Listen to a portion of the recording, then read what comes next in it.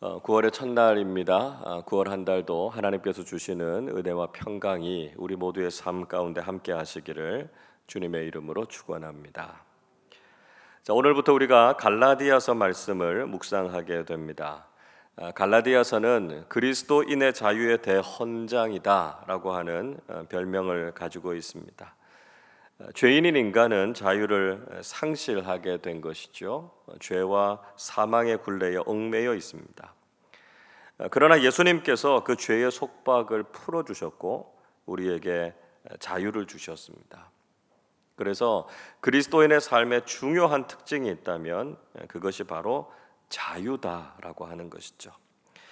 우리는 이 갈라디아서의 말씀을 통해서 정말 우리가 주님께서 주시는 이 자유함을 누리고 있는지, 혹시 여전히 우리를 얽매고 있는 것은 없는지 말씀을 통해서 묵상하면서 자유하게 하시는 하나님의 은혜를 누리실 수 있기를 바랍니다. 자, 이 갈라디아서는 사도 바울이 쓴 서신이죠. 1절을 보십시오. 사람들에게서 난 것도 아니요 사람으로 말미암은 것도 아니요 오직 예수 그리스도와 그를 죽은 자 가운데서 살리신 하나님 아버지로 말미암아 사도된 바울은, 이렇게 말씀합니다. 자, 바울은 1절에서 자신의 사도권에 대해서 변호하고 있습니다. 자신이 사도가 된 것은 결코 인간적인 이유나 조건 때문이 아니다라고 하는 것을 강조하고 있죠. 자신에게 사도의 직분을 주신 분은 예수 그리스도와 그분을 죽음에서 살리신 하나님 아버지이시다, 이렇게 말씀하고 있습니다. 바울은 그의 사도권에 대해서 늘 공격을 받았습니다.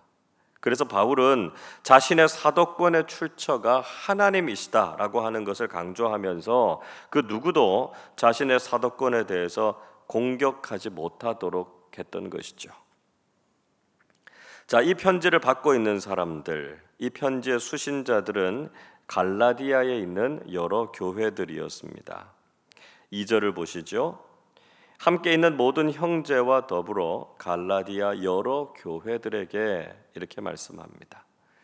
이 갈라디아라고 하는 지역은 소아시아, 즉 지금의 터키의 중앙 지역과 북부 지역에 걸쳐 있는 곳을 이야기하고 있습니다.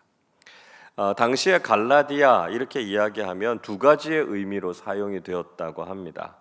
하나는 민족적인 의미를 가지고 있는데요, 켈트족이 정복했던 소아시아의 북부 지역을 가리킬 때 갈라디아 지역 이렇게 불렀습니다.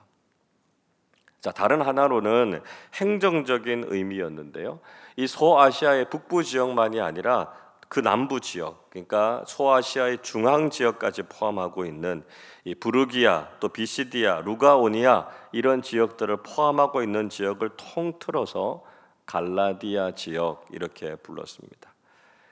그런데 실제로 바울이 이 소아시아의 북부 지역에서 선교했던 기록은 성경에 거의 나타나고 있지 않습니다. 그래서 아마도 이 바울이 말하고 있는 갈라디아라고 하는 지역은 남부 갈라디아 지역을 지칭하고 있는 것이다, 이렇게 볼 수 있다는 것이죠. 자, 바울은 그 교회들을 향해서 은혜와 평강을 구하고 있습니다. 3절을 같이 읽어보겠습니다.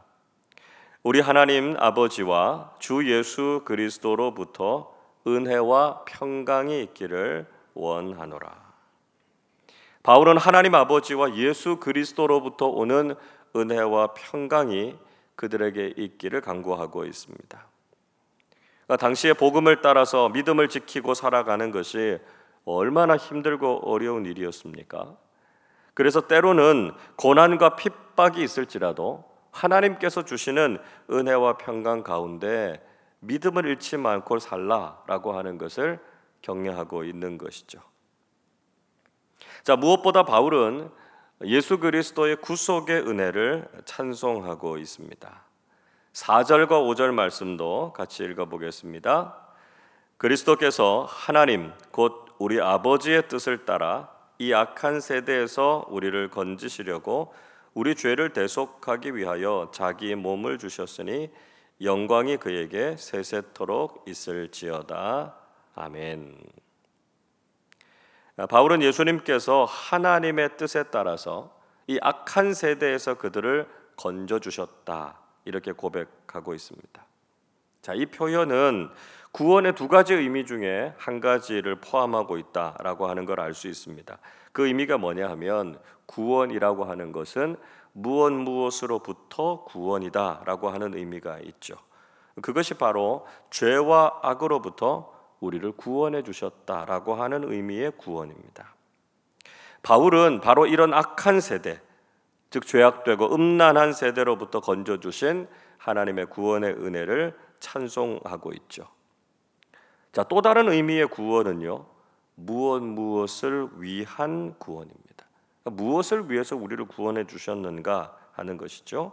하나님께서는 우리를 거룩하게 하시기 위해서 구원해 주셨다라고 하는 것이죠. 그러니까 구원에는 이런 의미가 담겨져 있습니다. 자, 이렇게 구원의 은혜를 주신 주님께 바울은 영광과 감사를 돌리고 있습니다. 갈라디아 교회의 교인들은 이렇게 놀라운 구원의 은혜를 경험했다는 것이죠.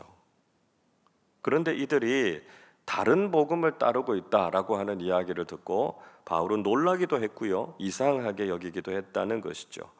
6절을 보십시오. 그리스도의 은혜로 너희를 부르신 이를 이같이 속히 떠나 다른 복음을 따르는 것을 내가 이상하게 여기노라 말씀하고 있습니다. 그들은 바른 복음과 다른 복음을 구별하지 못했습니다. 죄인인 우리도 다른 복음으로 유혹을 받게 될 때 거기에 걸려 넘어지기가 쉽다라고 하는 것입니다. 당시에 갈라디아 교인들에게 다가왔던 다른 복음은 유대 율법주의나 영지주의 이단 같은 것들이 있었습니다. 과거에만 그랬던 것이 아니죠. 지금 우리 주변에도 다른 복음이 판을 치고 있습니다. 흔히 구원론 이단도 있고요, 성령론적인 이단들도 많이 있습니다.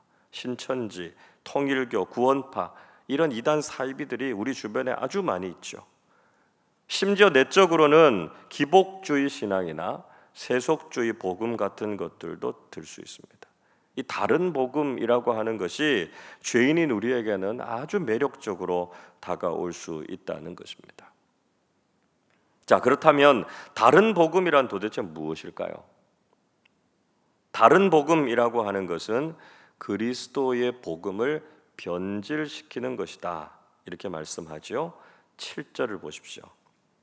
다른 복음은 없나니 다만 어떤 사람들이 너희를 교란하여 그리스도의 복음을 변하게 하려 함이라 말씀합니다. 다른 복음이라고 해서 복음과 아무런 상관이 없거나 전혀 다른 것이 아니다라고 하는 것이죠. 만약에 다른 복음이라고 하는 것이 우리 기독교 신앙과는 전혀 다르게 부처가 한 말이나 마호멧이 한 말, 이런 것을 이야기한다면 거기에 유혹될 사람은 거의 없을 것입니다. 이런 것을 복음이라고 속아 넘어가는 사람들은 없죠. 그런데 다른 복음이라고 하는 것은 아주 교묘하게 그리스도의 복음을 변하게 한 것입니다.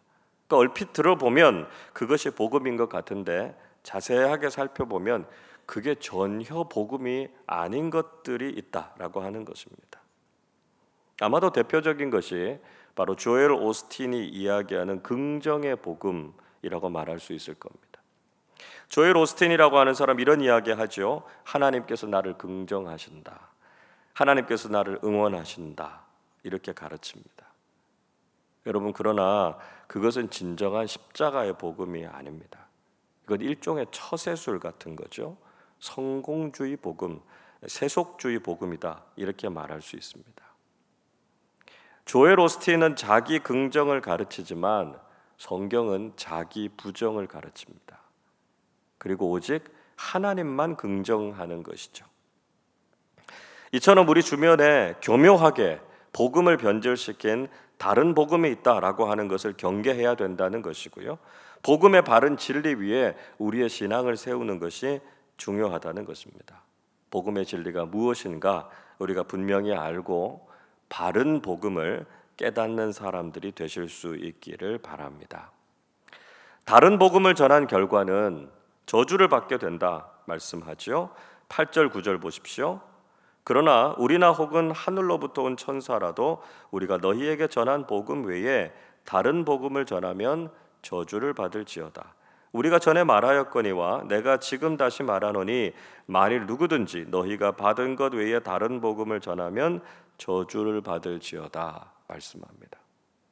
바울이 아주 강한 의조로 이야기하지요. 반복해서 다른 복음을 전하면 저주를 받게 된다 말씀하고 있습니다. 누구든지 의도적이든지 비의도적이든지 다른 복음을 전해서는 안 된다는 것이죠. 다른 복음을 전하는 것은 저주를 면치 못할 것이다, 이렇게 강하게 이야기하고 있습니다. 혹시 다른 복음을 전하는 사람들이 있다면 즉시 신고하셔야 됩니다. 교회 안에서 성경적이지 않은 잘못되고 거짓된 것을 가르치는 사람들이 있다면 교역자들에게 알려주셔야 합니다. 바로 잡아야 되는 것이죠. 또한 우리도 다른 복음을 전하지 않도록 복음에 대해서 바르게 배우고 깨달아야 한다는 것입니다. 자, 그러면 우리가 다른 복음에 빠지지 않고 바른 복음 위에 설 수 있는 길이 무엇일까요? 오늘 그 한 가지 비결에 대해서 이야기해 주고 있습니다.